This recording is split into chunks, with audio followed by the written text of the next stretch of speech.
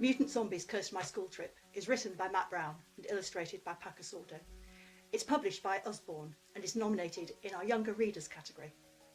Hi there, my name's Matt Brown, and this is my book, Mutant Zombies Cursed My School Trip.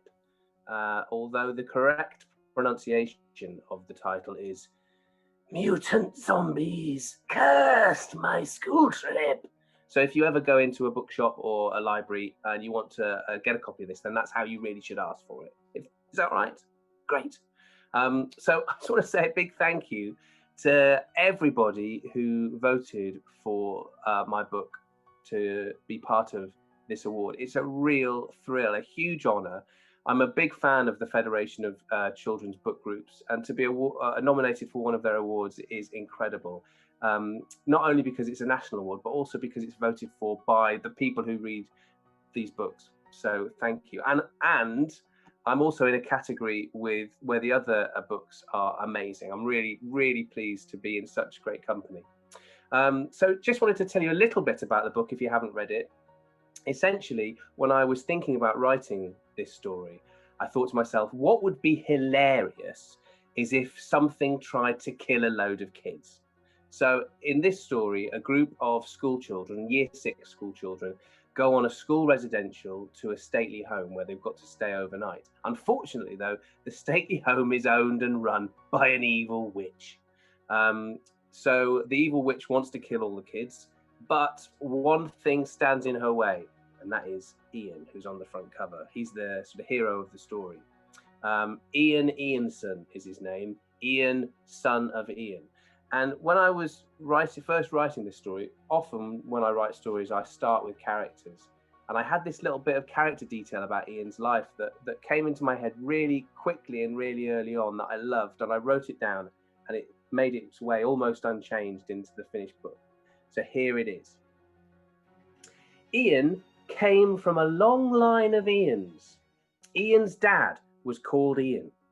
Ian's dad's dad was called Ian. Ian's dad's dad's dad was called Ian. In Ian's family, it was Ian's as far as the eye could see. Well, that's not quite true, because Ian's dad's dad's dad's dad was called Derek, but no one liked him much anyway. So there you go. It is a story about zombies and evil witches and the potential destruction of the Earth/universe, but also it's a story about friendship, because at the start of the story, Ian doesn't have any friends. And so throughout the story, he tries to make friends and fit in, which is something that I remember trying to do a lot when I was Ian's age, which I think is probably why I like to write about that. So the illustrator for Mutant Zombies Curse My School Trip is Paco Sordo. Paco lives in Madrid in Spain, and I thought that was amazing, because I thought, I'll get to go and have trips to Spain and Madrid, and we can hang out and eat tapas all day chatting about zombies. But unfortunately, a global lockdown happened, so I haven't as yet even met Paco. But I'm so thrilled that he has worked on this, because I love his illustrations. They really remind me of a cartoon series that I really liked and watched with my kids called The Amazing World of Gumball.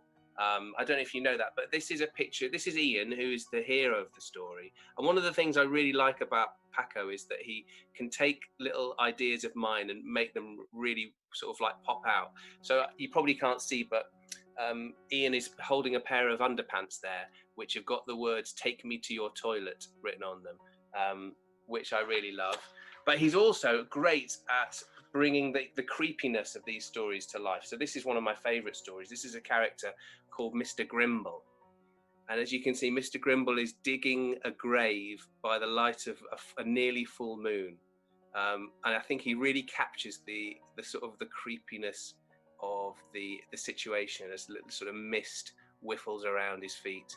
And this is another one that I really like, which is of Grimble and Gertrude Leviathan hanging out at Leviathan Hall. And for reasons I shan't bore you with now, Grimble is made of earwax, and Gertrude Leviathan takes great pleasure in making him stand next to a hot fire. so that his nose slips off his face and plops onto the floor. So those are Paco's illustrations, and I think that any good book like this, if you can get an illustrator who's amazing, and Paco is amazing, then it really brings the story to life. So I'm really thrilled and happy that both Paco and I are nominated for this award.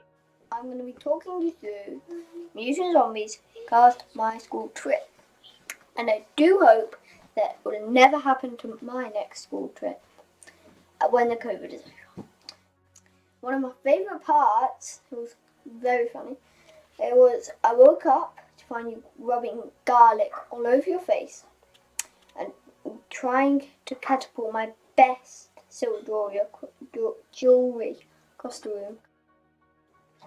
I started reading this and I finished it within an hour because it's just hilarious, and that's the only word I can put it. I definitely recommend this book. This book was really good and it was really funny. One of my favourite bits was the Colossus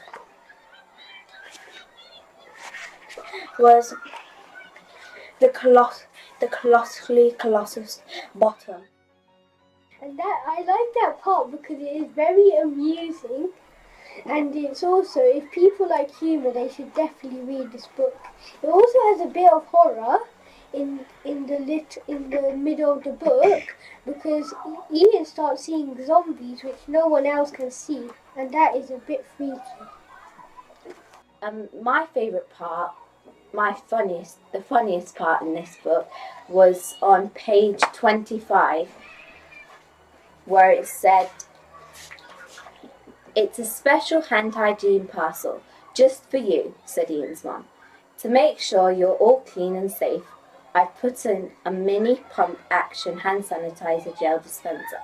Wrapped around that is a packet of wipes to wipe the mini pump action hand sanitizer gel dispenser. And wrapped around the wipes is a packet of extra wipes to wipe the first packet of wipes." I like this book because it's very funny, and I'd like to recommend it to people who like zombie books. I really like this book because it has zombies in it, and I am quite interested in zombies. And what happens in this book is when Ian goes in with a school trip, he's the only one who can see zombies in a haunted house. And at one point, the zombies raise from the grave. It is kind of scary, but not too scary. And I think it's just a really good book because the only problem with it is you can't put it down. I'd recommend it to people who like a bit of horror, but it's not too scary. And at the end, the funniest part is when Matt Brown mentions that he's half zombie but dyes his hair so he can't look like a zombie. Every author and illustrator on the shortlist receives a personalised album of responses by children to the book. If you have loved this book, then why not draw a picture or write something about it and send it to us. All the details are on our website, fcbg.org.uk. And don't forget to tune in for our ceremony at 2 p.m. on Saturday the 10th of October to find out who won. Don't worry if you miss it. It'll be available to watch on our website afterwards.